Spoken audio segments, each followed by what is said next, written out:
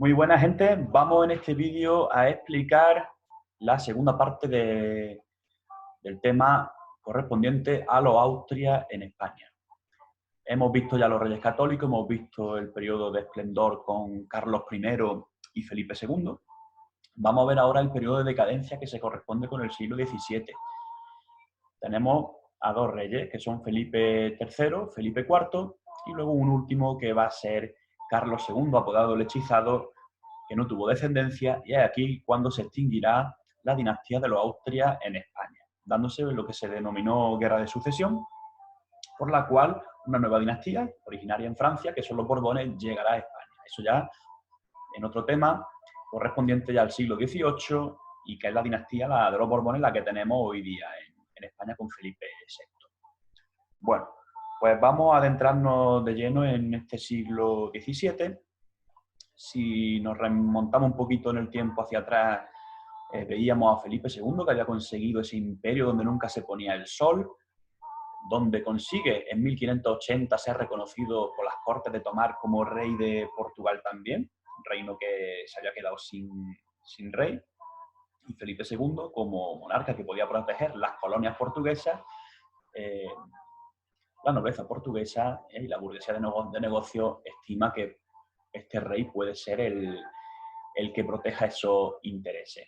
Felipe II, por lo tanto, consigue un imperio que va a ser el más grande que España nunca haya conocido, pero en su intento de invasión de Inglaterra fracasa estrepitosamente, la Armada Invencible en 1588 es derrotada y otros países como la propia Inglaterra y Francia tomarán el relevo ya en el siglo XVII.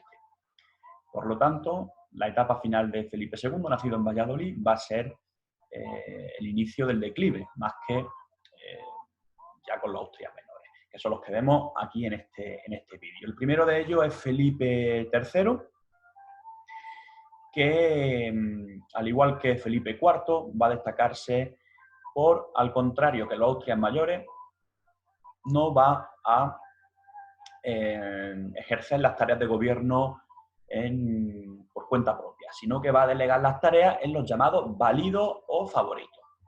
En concreto, el valido de Felipe III principal va a ser el duque de Lerma, un personaje muy controvertido, ya que se le acusó de corrupción.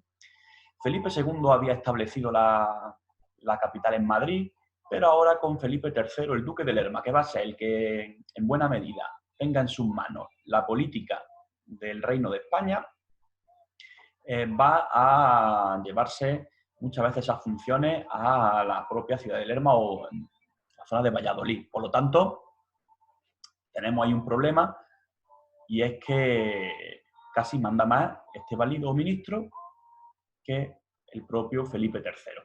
Se denominan Austrias menores básicamente porque son dos reyes que, además de que no son capaces de llevar en sus manos las riendas del Estado, se dedican muchas veces más al ocio, al tiempo libre, a la caza, por ejemplo, donde hay sucesos interesantes en los que los propios reyes intentan demostrar su habilidad en este mundo, con eventos en los que mataban a bestias salvajes como osos y demás. Y además se denominarán Austrias menores no solo por eso que digo, sino porque, como decía al principio, este siglo XVII y por lo tanto estos monarcas son los que van a estar en España reinando en un momento de declive, es decir, de pérdida de territorio y de fin de esa época imperial. Bueno, para ocultar esa decadencia, Felipe III lo que va a hacer es llevar a cabo una política exterior pacifista. ¿Eso qué quiere decir? Pues básicamente que busca llevarse bien con uno y con otro, a sabiendas de que España militarmente está perdiendo mucho poderío. Bueno, esa va a ser la estrategia de Felipe III. Felipe IV no será así, pero Felipe III sí. Bueno, pues eso va a ser un poco lo más destacado de la política de, como digo, de Felipe III. Pero a nivel interno va a destacar uno de los acontecimientos más destacados, que va a ser el de la expulsión de los moriscos, en 1609 en concreto. Si nos vamos un poco hacia atrás en el tiempo, en 1492, fecha de la toma de Granada por los Reyes Católicos, ese año también se había producido la expulsión de los judíos.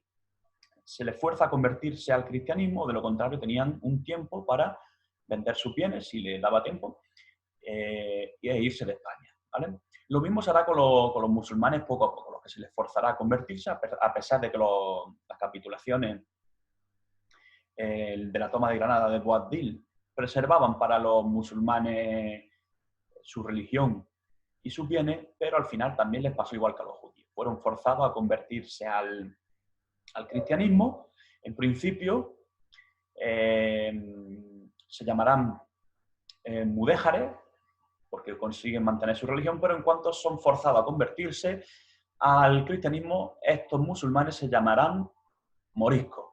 Por lo tanto, son cristianos nuevos. Hubo mucha desconfianza entre los cristianos viejos, los que eran de toda la vida, hacia estas comunidades que vivían muchas veces segregadas, tanto de cristianos nuevos, ya fuesen antiguamente judíos o musulmanes, porque creían que eran falsas conversiones, es decir, que eran gente que simplemente se había convertido al cristianismo para poder preservar sus bienes y para poder quedarse en España, ya que de lo contrario tenían que irse. Era la política de uniformidad religiosa, uniformidad católica, que desde el tiempo de los reyes católicos y con el apoyo de la Inquisición se venía dando. Bueno, pues estos cristianos nuevos, antiguos musulmanes, son los moriscos, que ya venían protagonizando algunas rebeliones, sobre todo porque les ponían impuestos especiales. Ellos se dedicaban, por ejemplo, en la zona de Granada a la industria de la seda. Ya habían protagonizado algunas revueltas en el siglo XVI, que fueron sofocadas violentamente por las tropas reales, en la zona del Albaicín y también luego en época de Felipe II en la Alpujarra. ¿Vale? Bueno, muchas veces se le acusaban a estos moriscos de ser como una quinta columna, es decir, como ayudantes de piratas del norte de África, musulmanes, que atemorizaban o aterrorizaban las costas españolas intentando hacer saqueos.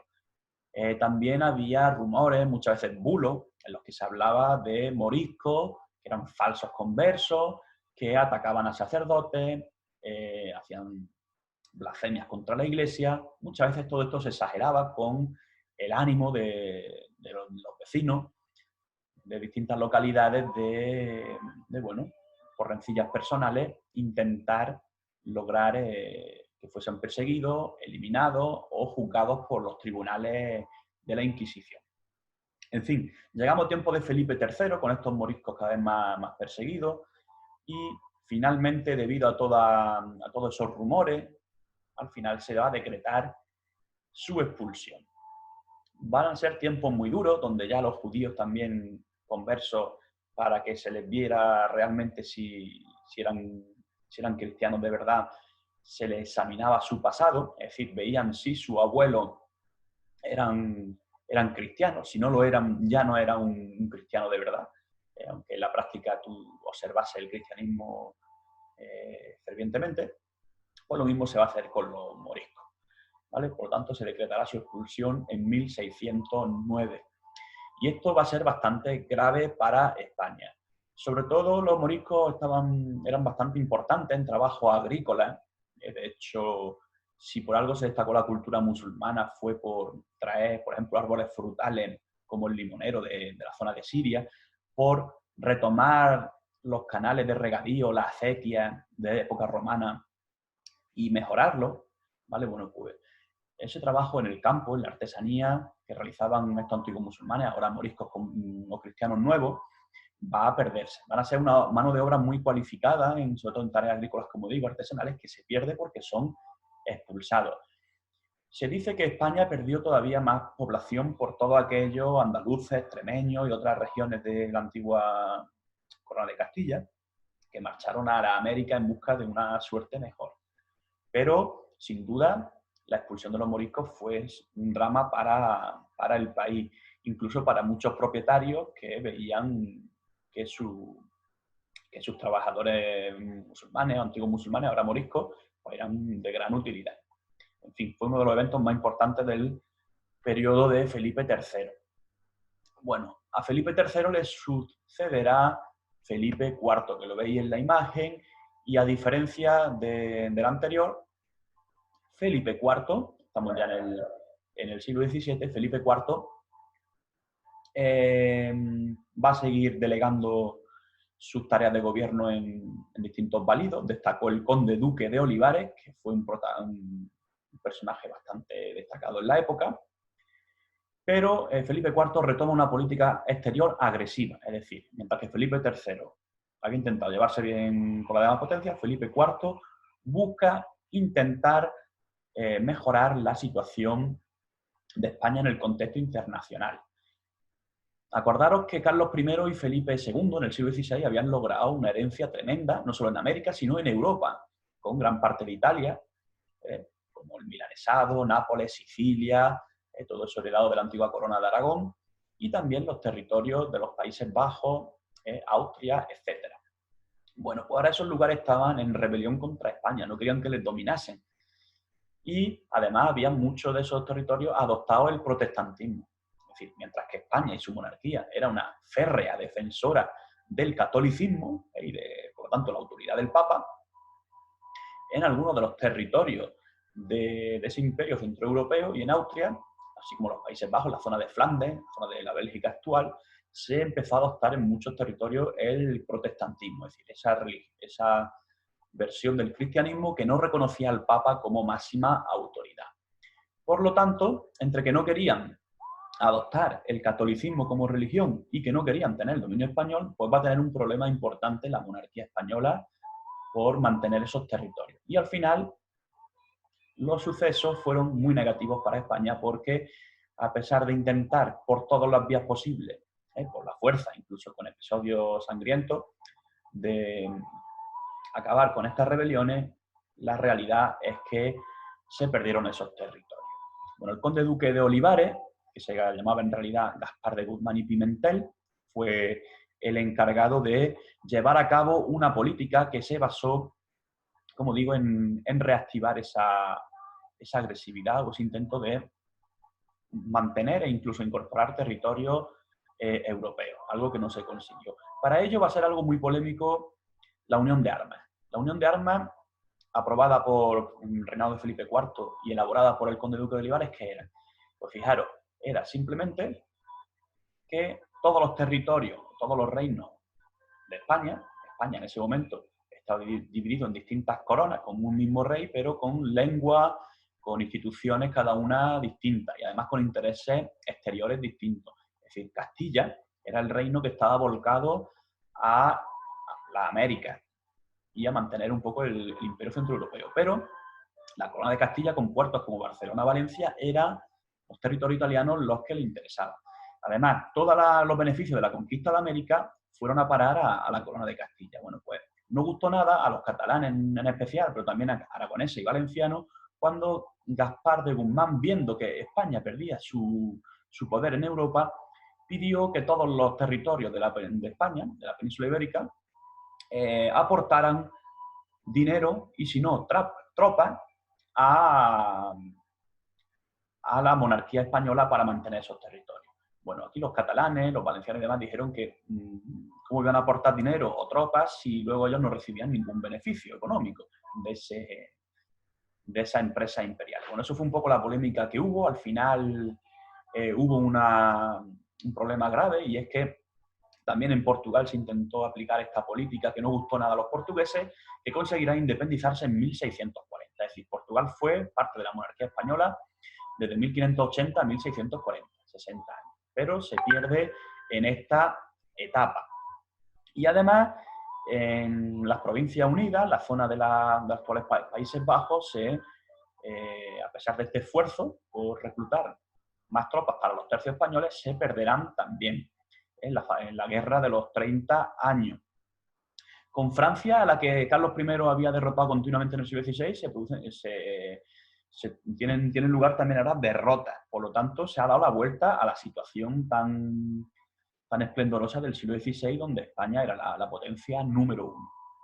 Y tenemos que, en la Paz de Westfalia, además de aceptar la independencia de las Provincias Unidas, por lo tanto, fracaso de España en ese sentido, también tenemos que España, además de perder Portugal, como he dicho antes, casi pierde Cataluña, porque los catalanes veían que la monarquía, sobre todo las formas castellanas, se querían introducir cada vez más en Cataluña, es parte del reino de Aragón, o de la corona de Aragón en ese momento. Pues llega un momento en que los catalanes se apoyan en los franceses, les piden ayuda, los tercios españoles, la Legión Española pasa por Cataluña para ir a enfrentarse a los franceses y en el camino parece ser que cometen bastante abusos sobre el pueblo catalán.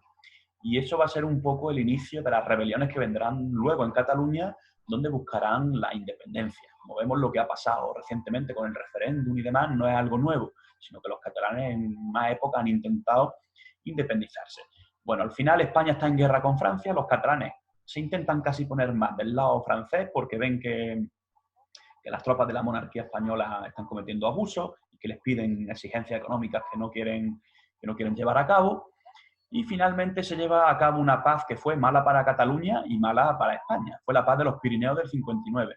Fijaros, Cataluña, sabéis que tiene 4 provincias actualmente. Tarragona, la del sur, luego Lleida, Barcelona y la más próxima a Francia, también Girona. Pues bueno, también desde la Edad Media, y en esta época todavía conservaba, había una parte que era Cataluña Norte, que está al otro lado de los Pirineos y que es la zona de la actual Perpiñán, correspondiente al departamento de los Pirineos Orientales. Eso es parte francesa. Pues ¿desde cuándo eso es parte francesa? Desde la paz de los Pirineos. España y Francia firman la paz y los franceses dejan de apoyar a los catalanes y en ese momento, bueno, pues esa parte de Cataluña, la llamada Cataluña Norte, pasa a ser parte de la monarquía francesa. Fijaros, en Francia estaban ya los Borbones, una dinastía que luego va a venir a España también, y es una dinastía que tiene un modelo de Estado centralizado. ¿Eso qué quiere decir? Unas mismas leyes, una capital que lo rija todo y unas mismas instituciones. Por lo tanto, la España que había en época de los Austrias, es decir, desde los Reyes Católicos, Carlos I, luego Felipe II y ahora Felipe III y Felipe IV, una España con unos mismos monarcas, pero en cada territorio con unas lenguas, costumbres, instituciones propias que se respetaban, porque así fue el pacto que se hizo para la unidad de los Reyes Católicos entre Castilla y Aragón. Eso se perderá con los Borbones, una monarquía que estaba en Francia, como digo, y que era muy centralizada, es decir, que no quería particularismos regionales, sino que quería una misma lengua, una misma institución y lo mismo igual para todos. Bueno, pues al final eso se implantará en España cuando, en otro evento, la Guerra de Sucesión, la monarquía borbónica llegue a nuestro país. Se implante ese modelo centralizado donde se quitan las instituciones de Valencia, de Cataluña, de Aragón, y se implante todo lo castellano, incluida la lengua, en esos reinos. ¿Vale? Son, como vemos, monarquías muy distintas. Pero bueno, con los Austrias tenemos lo que se llama monarquía federativa, pero que empieza a debilitarse en ese sentido. Bueno, se pierde, por lo tanto, por parte de Cataluña el Rosellón, que es esa zona que pertenece a Francia y que estaba lo que se llama Cataluña Norte, al otro lado de los Pirineos. Bueno, pues son pérdidas territoriales muy importantes para los intereses de la monarquía hispánica. Y aquí vemos el cuadro de la rendición de Breda, de Velázquez, o más conocido como las lanzas, donde se simbolizaba una de las pérdidas en los Países Bajos de España.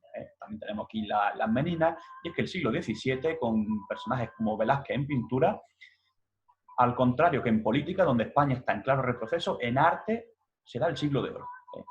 Sin duda, uno de los pintores más relevantes, no solo de la historia de España, sino del mundo entero. Bueno, además, Velázquez se autorretrata. Aquí vemos a las Meninas, familia de Felipe IV, y aparecen retratados, al parecer, los reyes en el espejo. Bueno, en política interior, por lo tanto, teníamos esa unión de armas que he mencionado, que acabó con la rebelión de Cataluña, el llamado Corpus de Sangre, con su intento de aproximación a Francia, lo que hemos visto que salió mal, y con la pérdida de Portugal. Pero ahí no quedó la cosa, porque es que también hubo otras rebeliones contra estas políticas del conde duque y de Felipe IV que no gustaron. Y así en Andalucía el duque de Medina Sidonia, sobre todo en Andalucía, con gran apoyo de ciudades como Sevilla o Jerez, parece ser que se puso del lado de los independentistas portugueses y que a punto estuvo también de conseguir, si hubiera tenido más apoyo, la independencia de Andalucía. Es decir, que aquí muchos ven un primer movimiento regionalista o independentista andaluz. Esto sí fracasó. Lo que triunfó claramente fue lo de Portugal. Bueno, en Nápoles, que era española también, Galicia, hubo otras rebeliones. Bueno, España quedará muy debilitada en este reinado que fue nefasto de Felipe IV, aunque se le echa mucho más la culpa a Carlos II, que lo vemos aquí, que como vemos no era muy agraciado, iba asustando por ahí a la gente en el palacio. Y bueno, se ve que debido a la endogamia que practicaba muchas veces la monarquía, es decir, que se cruzaban entre primos, hermanos muchas veces, había más posibilidad que hubiese cierta minusvalía, taras mentales en estos personajes, como así pasó en Carlos II, que directamente, además de que tenía ciertas cosillas afeminadas, pues no pudo tener descendencia. Y ese es el gran problema que va a tener España a partir de entonces. Aparte de la pérdida de territorio, este monarca, que lo sigue perdiendo, no va a poder dar un heredero varón a la corona. Por lo tanto, España, que va a ser un país muy importante, aunque está en declive, va a ver cómo otros países, como los franceses, los ingleses y otros más, intentan colocar en el trono español a algún candidato que les favorezca. Es así que se dará la guerra de sucesión. Bueno, Carlos II, en principio, dio el trono, murió en 1700, como vemos, y otorgó en el testamento la sucesión a Felipe d'Anjou. Felipe d'Anjou, ¿quién era? Era el nieto del rey Luis XIV de Francia. Luis XIV de Francia era de la dinastía de los Borbones. Y Felipe d'Anjou, futuro Felipe V, primer Borbón, bueno, pues va a ser el designado. Sin embargo, no todo el mundo va a aceptar esto. ¿Por qué? Bueno, pues primero porque en Francia había un modelo centralizado que no interesaba aquí a los catalanes, a los valencianos, los mallorquinos, aragoneses, que querían una monarquía federativa. Es decir, que dentro de que había unos mismos reyes para todos, pero cada territorio podía seguir manteniendo sus lenguas, costumbres, etcétera, ¿vale? Entonces no le interesaba que triunfase un monarca francés de la dinastía de Borbón que llegase a España e hiciese lo mismo que en Francia. Es decir, anular las instituciones regionales e instaurar una lengua única, que va a ser luego el español, pero que su origen es el castellano, obviamente, y unas instituciones propias fundamentadas en Castilla, ¿vale? Con leyes castellanas para todos los territorios. Por eso, catalanes, aragoneses, valencianos, es decir, la antigua corona de Aragón, apoyarán a otro candidato, que va a ser Carlos de Austria, el archiduque Carlos de Austria. Es así que se da la guerra de sucesión. Además, ¿qué pasaba? Que otros países como Inglaterra, o la propia Portugal, ven que si Felipe V, que es nieto del rey de Francia, se hace con el poder en España, tenemos que los Borbones están en dos países y además de los más importantes de Europa, es decir, Francia y España. Por lo tanto, los ingleses, Austria, Portugal y otros más, no apoyarán tampoco la candidatura de Felipe, sino que apoyarán a Carlos de Austria. Es así que tiene lugar esa guerra de sucesión en la que salió triunfador Felipe V. Resultado, Felipe V implanta el modelo centralizado en España. Todas las instituciones, fueros o leyes propias, además de la lengua regionales como el catalán, el aragonés o el valenciano, quedan desplazadas.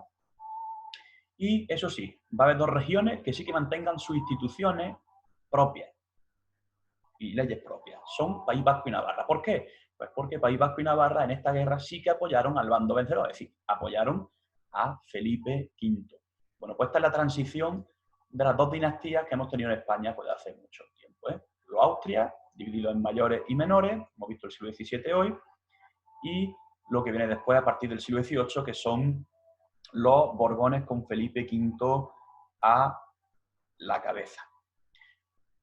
Bueno, lo vamos a dejar aquí porque en otros vídeos se explicará de manera más detenida lo relativo al descubrimiento de América, haciendo un simple avance, destacando las figuras de Cortés y Pizarro, que conquistaron el imperio azteca e inca, el reparto de América del mundo en el Tratado de Tordesillas, en 1494, y todo lo que propició o procuró a España en beneficio, sobre todo en minas de plata como los de Potosí y Zacatecas en México. Bueno, los indígenas fueron tratados siempre como segunda categoría, no se les exterminó en el grado que exterminaron luego los ingleses o norteamericanos a los indígenas de América del Norte, pero siempre fueron considerados como de segunda categoría, así no podían ocupar los puestos principales, se les esclavizó y hubo aspectos muy negativos como la violación de indias, ¿no? De indígenas o nativas americanas. Bueno, sin duda, como podremos ver, hubo una gran lacra demográfica entre los americanos, pero más por el exterminio directo de los españoles se debió al contagio de enfermedades sobre la población que vivía en América antes de la llegada de Colón en 1492. Una población que no va a poder resistir o que no estaba inmunológicamente preparada para combatir enfermedades que en Europa no eran mortales, como el sarampión, la gripe u otras. Además de los malos tratos, de la explotación, que denunciaron algunos religiosos como Bartolomé de las Casas o Antonio de Montesinos y que forzaron a la monarquía española en su momento a legislar para protegerlo. Sin embargo, es algo que no se puede negar, la presencia española en América, aunque supuso la evangelización, la cristianización de esos pueblos, sacarlos en cierta manera de cierto atraso cultural, aunque en algunos aspectos como el astronómico están muy desarrollados, pero es algo claro que o evidente de que fue toda una catástrofe y que hubo una segregación racial muy importante. Bueno, pues lo vamos a dejar aquí con todo lo relativo a este tema. Espero que haya sido de vuestro interés y nos vemos en otra cita. Un abrazo a todos.